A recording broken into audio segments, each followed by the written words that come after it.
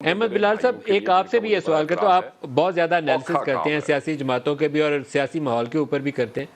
کچھ سیاسی جماعتوں کے اندر بھی تو تھاٹ پروسیس ہونا چاہیے. عمران خان نے ایک وہ الیکشن سے پہلے پتہ نہیں 1 کروڑ گھر دے دوں گا، 1 کروڑ نوکریاں دے دوں گا، 50 لاکھ گھر دے دوں گا، اس طرح کی چیزیں نعرے مارنا بہت آسان ہوتا ہے، لیکن ایک روڈ میپ سیاسی جماعت کے پاس ہونا چاہیے کہ ہم آئے ہیں تو ہمارا یہ پروگرام ہے، ہم نے 5% گروتھ لینی ہے، ہم نے ایکسپورٹس کو 2 گنا کرنا ہے، لیکن کیسے، اس کا کوئی روڈ میپ ہونا چاہیے. برطانیہ میں ان کی ایک وزیر اعظم چند دنوں میں ان کی چھٹی ہوگی، کیونکہ ان کا جو اوور آل کانسیپٹ تھا اکنامک پالیسیز کے متعلق، لوگوں نے اس کو کویسچن کیا کہ آپ تو بات ہی ٹھیک نہیں کر رہی، وہ گورنمنٹ میں سروائیو نہیں کی، وہ چھٹی ہو گئی اس کی. ہمارے یہاں یہ چیز ہے ہی نہیں، ہم پوجتے ہیں بت کی طرح کہ یہ بندہ آئے گا تو پتہ نہیں اوپر سے ہن برسے گا. احمد بلال صاحب، کل چیف منسٹر سندھ نے بھی 20 لاکھ گھروں کا اعلان کیا. احمد صاحب، ملک صاحب گزارش یہ ہے کہ یہ شیخ وقاص اکرم صاحب کی باتیں بالکل ٹھیک ہیں، لیکن بصد احترام ان سے میرا بھی تعلق بہت احترام کا ہے.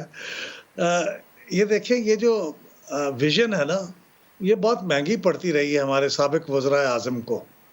جب بھی وہ کوئی ویژن لے کے آتے ہیں یا کوئی اسٹریٹجک تھنکنگ اپنی ڈیولپ کرنے لگتے ہیں، ذوالفقار علی بھٹو کو بھی اس کی قیمت ادا کرنی پڑی، بے نظیر بھٹو صاحبہ کو بھی ادا کرنی پڑی، اور نواز شریف کو بھی ادا کرنی پڑی.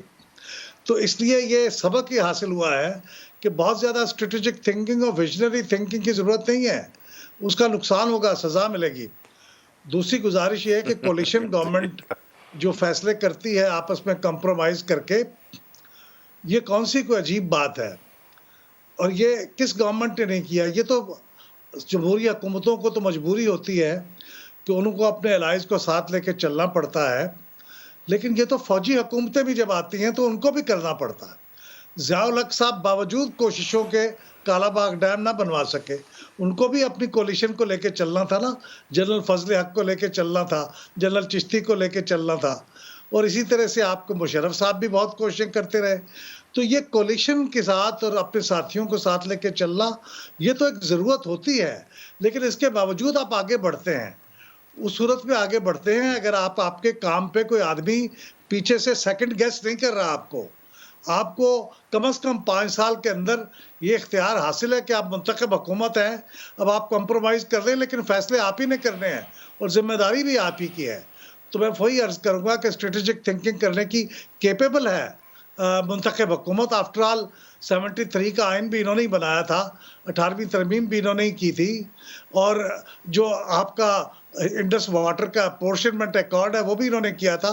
تو یہ کر لیتے ہیں، ان کو تھوڑا سا موقع اگر دیا جائے تو اصل بات یہی ہے کہ جو منتخب ہو جائے پلیز اس کو موقع دیا جائے، اس کو کام کرنے دیا جائے.